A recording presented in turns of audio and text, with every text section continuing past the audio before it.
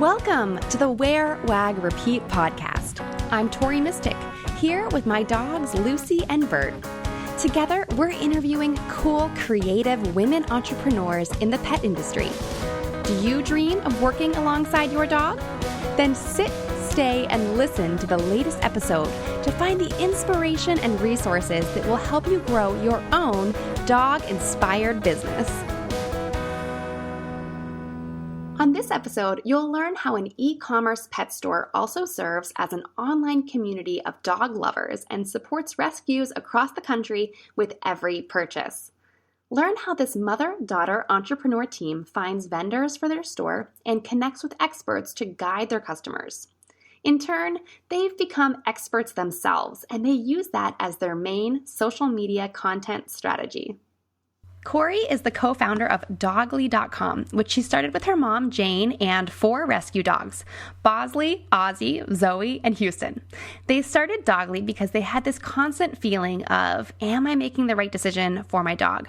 Always stressing over things like, is Bosley getting all the nutrients that he needs? Are these the right supplements for him? Is he anxious? With all of the mixed messaging out there and seemingly endless amounts of products to choose from, trying to figure out what's right for your dog can be completely overwhelming. On Dogly.com, you'll only find people and products proven to improve your dog's health and happiness. Dogly is a platform where you can shop from their highly vetted product selection of only the best products for your dog, benefit your chosen rescue with every purchase, and get advice from the best pet nutritionists, holistic vets, and trainers across the country. Dogly's goal is to support you like a friend who has your back, who can relate to your questions, and who truly only wants the best for your dog. Just like a fairy Dogly mother on your shoulder, always there if needed. Hey, Cory. Hi, Tori. Thanks for having me. Thanks for being on the show. I'm so excited to learn more about what you're doing because you just have such a wonderful and loving approach to online retail. Oh, thanks. I'm super excited to be here. You usually don't think of online stores as having a soul, but I feel like Dogly does.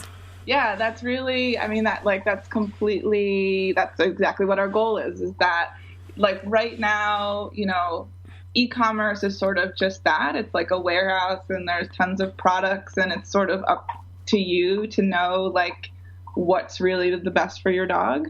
And we wanted to be that soul and we wanted to be that friend and we want people to not feel like they're alone in being the best pet parent to their dog. So we like to be a friend and, as you said, a fairy Dogly mother to people. I love it. So tell us, what kind of brands and products can we find on Dogly? What since you guys are kind of hand picking everything, what kind of stuff do you carry? Yeah, so everything is really recommended by other people, whether they're pet parents or trainers or holistic vets or local store owners. It's all discovered through people who really know what they're talking about and people that have been using and loving that product for a while. You're not going to find, there's a lot of brands that we'll never carry just because they're things that we would never give to our own dogs. And there's some, product categories that we would never carry just because they're not the best things for our dogs. So we're really super selective in the types of categories and products. So it's really only the best products. So for example, we're getting really into supplements recently, which I know a lot of people have questions on. It seems to be a lot of people want to be adding supplements and know that they should be adding supplements, but it's this sort of the fear of messing up that holds a lot of people back from taking that first step. So we want to be there to help and say okay, it's not a scary thing. It's not 7,000, it's not like the toothpaste aisle, where you have 7,000 different choices. We've done our homework. We have the best supplements here for you. And not only can you come and, buy them on Dogly and benefit your chosen rescue, but we'll be there with you every step of the way to help you figure out what's the best for your specific dog because everybody's dog is different. Awesome. So you're getting some input and advice from licensed vets, but then you also have advice from actual dog moms. Yep. Yeah. I mean, it's important for us that it's not a one-sided sort of conversation or thought process, that people are smart too. Like, you don't have to work in a vet office to have done your homework and know what's good for your dog. And again, every dog is different. So what's good for your dog could, not be good for somebody else's dog. And everybody just needs to realize that. And so I think by learning from other people, from like people, not necessarily vets or, somebody that's an expert per se in that category, it makes it less intimidating and less scary. And it's we can all be learning from each other. It's an easier community rather than being like, oh, it's like my vet said this, so like this is what I have to do. But like, no, you can learn from Tori. You can learn from you can be learning from each other to see, how everybody else has gotten to what's the best for their dog. Yeah. Well, I mean, I get a lot of recommendations from people just at the dog park. Other dog owners are probably your best resource for getting recommendations for things. So it's very smart of you guys to do that. Yeah. How did you decide to do an online store instead of doing a brick and mortar store? So we started with online because, so the way that we're sort of approaching it is that there's a lot of great local stores. There's a lot of great brands. There's a lot of great rescues. Like, there's so much great stuff in the pet world. But the hard part is finding all of those like little gems and those nuggets everywhere. So we want to be like the thread between all the best of these, any different segment in the pet world. So, having like a physical brick and mortar store makes that a little challenging because we want to be touching rescues all across the country. We want to be working with local stores all across the country. So being online makes that sort of easier. Very cool. Yeah. Finding things is definitely the hardest part. I was at like a big box pet store recently, and I wanted to get some new toys for my new rescue, Bert, and everything was really ugly. Okay. And I just wanted toys that were pretty, that would like coordinate with my home decor, and that were also sturdy enough for a Labrador to play with. And, sometimes in those big box stores, it's really hard to find things like that. So, but then like going online and just typing in like cool dog toy, oh my gosh, it's not going to come up with what I want yet. It's going to be like 8,000 options. Yeah. So I love that you guys have kind of already done the work for me. Yeah, it's a lot. And I can't tell you, like, so whenever a new brand comes onto Dogly, we talk to the founder, our own dogs test every product. So like we not only love the products that are on Dogly, but more importantly, we love all of the people behind every brand. So like just you saying like, I'm looking for, great toys for my dog. Like, I can tell you exactly what toys you should be buying. And, and it's the same thing. Like, we have some people's dogs destroy toys. So we have, we've done the work in figuring out like, okay, we found the best, the sturdiest of sturdy, like plush type toys. But then we also have, for dogs that like to chew things up, we have other things. So we're really trying to find, across every category and like then deep diving into every category, the best of the best from both a product and a people perspective. So you're dealing with so many different kinds of brands and stores and vendors and so many different things. How do you, like, from the back end side of things, how do you run this all? Is it wholesale? Do you do drop shipping? Is it consignment? There's so many different ways to stock an online store. So How do you guys approach that? Yeah, so we operate on a drop ship model. So the reason that we do that is, number one, I just don't think we need another like wholesale e-commerce pet store. I think there's a lot of them out there. So what we wanted to do is build giving back into our business model. So to do that, we just thought, what, we will handle everything else. We'll get the brand set up on Dogly. We'll do, we do all the marketing and social media and all that kind of stuff.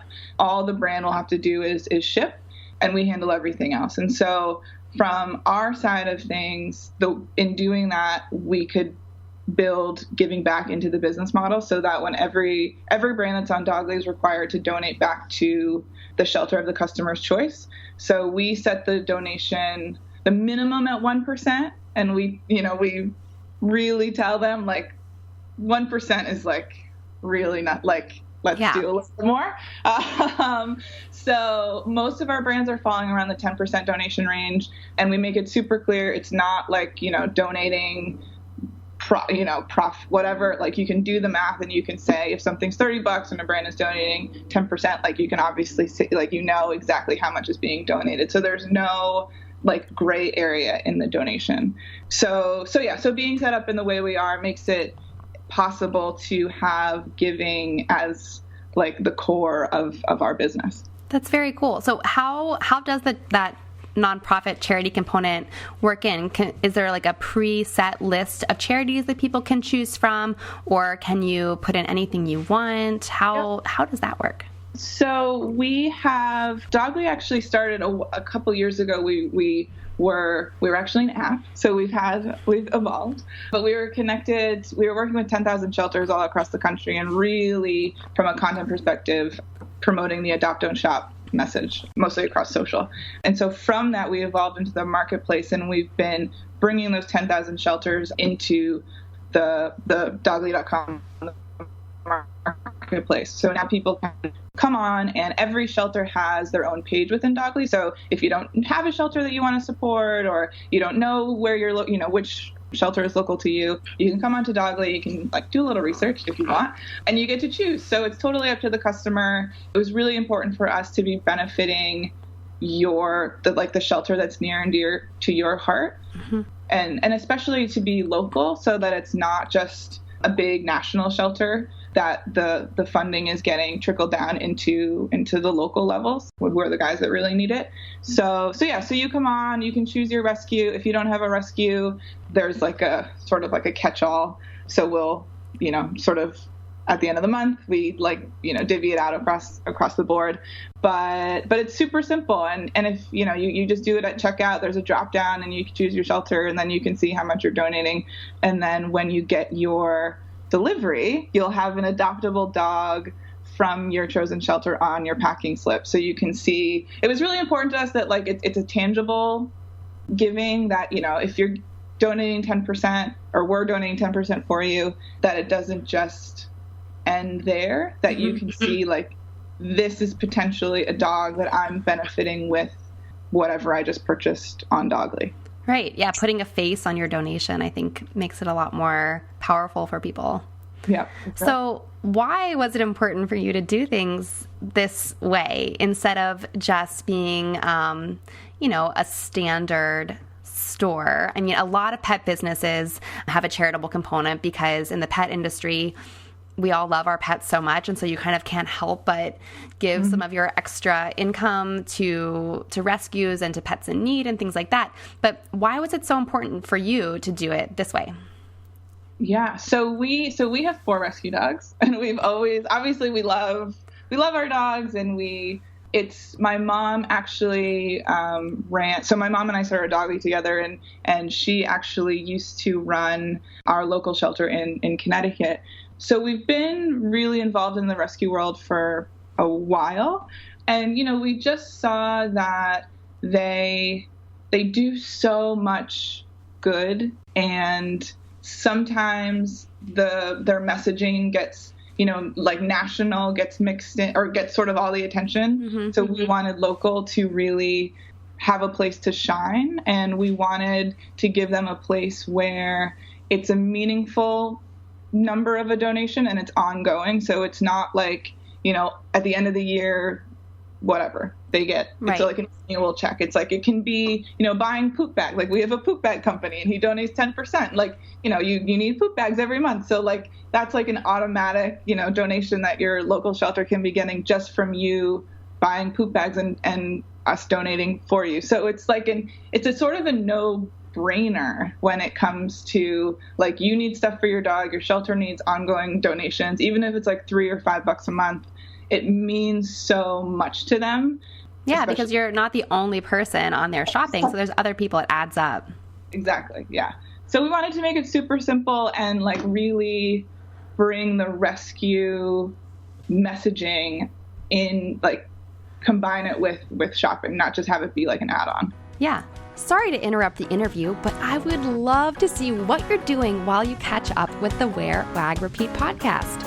Take a screenshot of this episode in your podcast player or snap a selfie with your earbuds in. Bonus points if it's on a dog walk, and share it to your Instagram stories, tagging me at @TMystic. I'll keep an eye out for mentions, and I would love to give you a shout out from my own account. Okay, now back to the episode. Let's shift gears a little bit and talk a little bit about these contributing pet nutritionists and holistic vets and trainers and everyone that you have around the country. How does that come into play on Dogly? Yeah, so I'm so excited. So we took a lot of time. It's super hard. It's oddly hard to find. Vets are easy to find. Mm-hmm. To find somebody that you just want to go to for advice, though, like a nutritionist or a holistic vet. Even trainers, I would say maybe are a little bit easier to find, but it definitely takes a bit to figure out who matches sort of your style and your dog and that kind of thing. Yeah. So we just kind of in meeting these brands, that has then led us down this path of they're connected with holistic vets and nutritionists and things like that. So we're now growing into being able to access that network and have people come on and talk. We've been doing Facebook Lives and stuff like that. We just started about a month ago. And so we're going to be having them come on and talk to everybody. And it's just so interesting to me. People have so many questions about what to be doing for their dogs. So I want to share, I feel super lucky that we get to meet these people. So I want everybody to know everybody that we get to meet. So we're going to be having them on Facebook Lives, and then we're going to be setting up a way that people, if they want to have one-on-one consultations with them, they can. So really giving access to this network that we sort of are organically getting exposed to. What are some of the top questions? You said people have so many questions about their dog. So what are some of the top ones? And then maybe if you can think of a really oddball one, that would be interesting. Yeah. So a lot of people have questions about anxiety for their dogs. Seems to be a really big topic. And, CBD is sort of the ongoing question of which brand and how much and does it work and that kind of thing. A lot of people have questions about allergies in their dogs. Just because chicken seems to be a big allergy that everybody's experiencing with their dogs. Whether it's really an allergy or a sensitivity, their dogs are having issues with it. So those, I would say allergies and anxiety are probably the two big buckets. Another one is just in general, talking about kibble versus raw or home cooked, and kind of how to balance that, because we don't want to say this is the only way that you should be doing something. Right. If things are working for your dog, that's great. But there's some education, that we've learned that, if you're feeding kibble, there are ways to improve your dog's food and help them live a longer and healthier life. Right. The supplements that you mentioned. Exactly. Yeah. Or if you pull it, by taking 20% of your kibble out of your dog's food and instead adding blueberries or kale or something like that, it makes their life that much longer and that much better. So it's little nuggets of information like that we're bursting to share. Yeah, and that's very doable advice for people.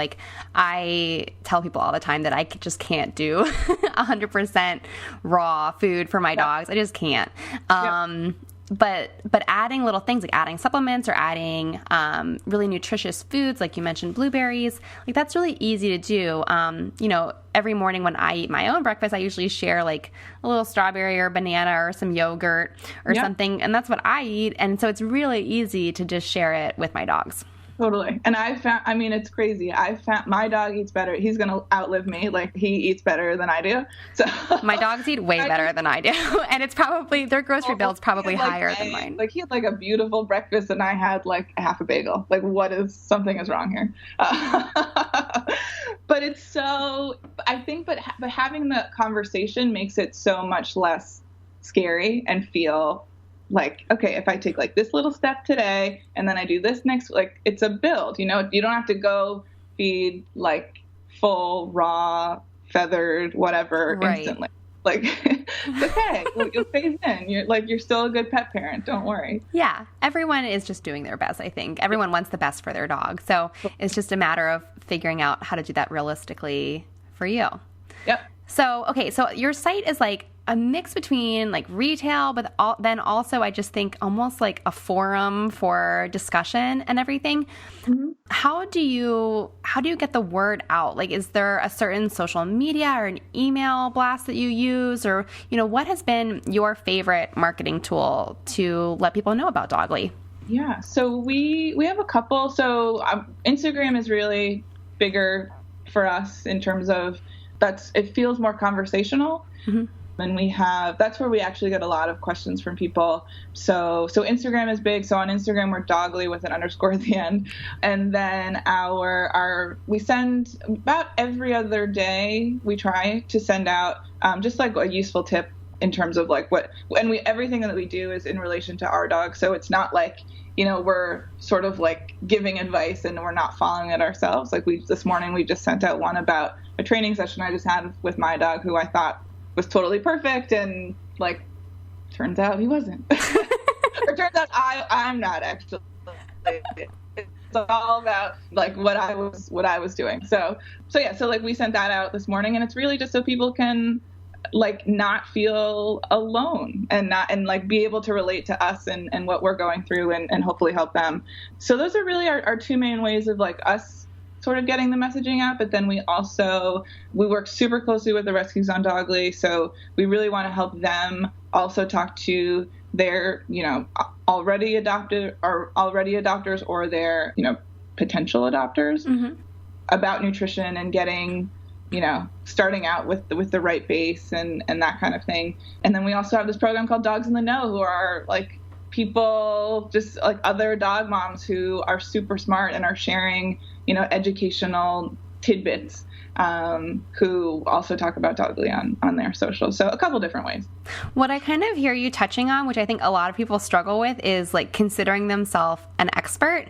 Mm-hmm. But you are an expert dog mom. So even though you're not a certified trainer, or I don't think that you're a certified pet nutritionist, no. But you are an expert dog mom because you have all this knowledge. So by sharing what you're learning, people view you as an expert. They're going to think of Dogly as this expert resource. And I think that for a lot of the people who are listening to this in their own pet businesses, we can all be like a little bit shy or just like self-conscious about claiming our expertise. But I think it's wonderful that you're doing that. It's such a great example.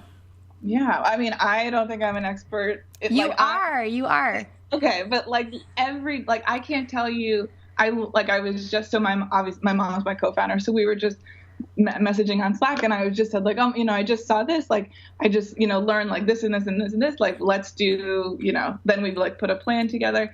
So like, I learn so much every day, and I just think it's like our job to share. Like, if I just hold on to that and I don't tell anybody about it, then it doesn't do anybody any good. So I think it's our job to, when we meet people that can improve somebody else's life with their dog, it's our job to share that person and their knowledge. And so, kind of like, I guess we're an expert in bringing everybody together and like pushing everybody to like speak.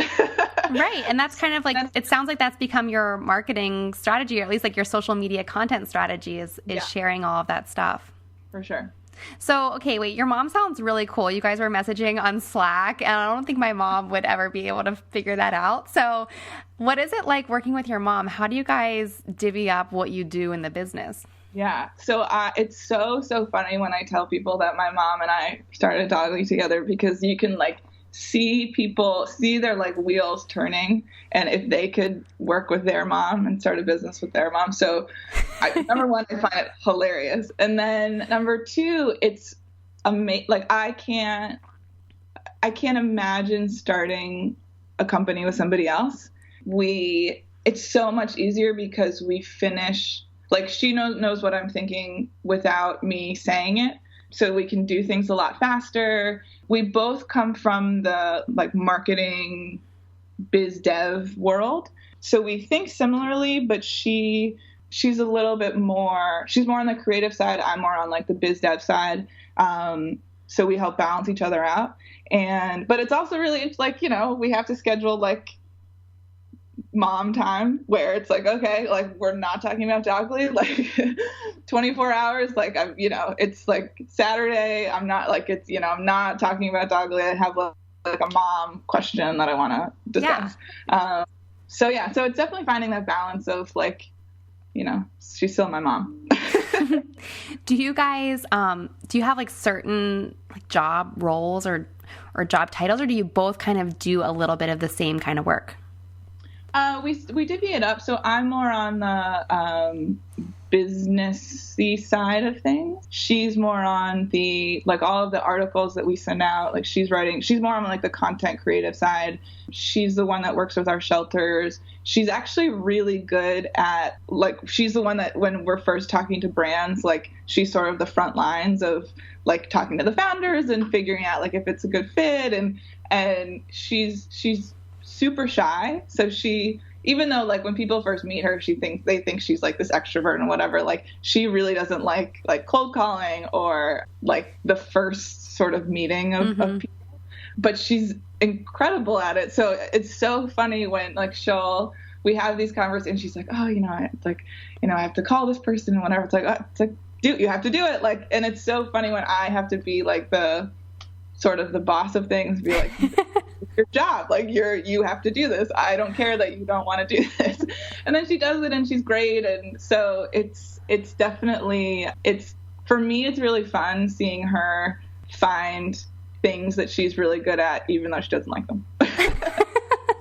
That's very cool. I think like as the daughter to like see your mom grow professionally. Yeah, sure. Yeah. And she, it's so, I still struggle too, like with, when we're on a call with somebody, like, do I call her mom? Do I call her Jane? Like, what is like the professional protocol for something like this?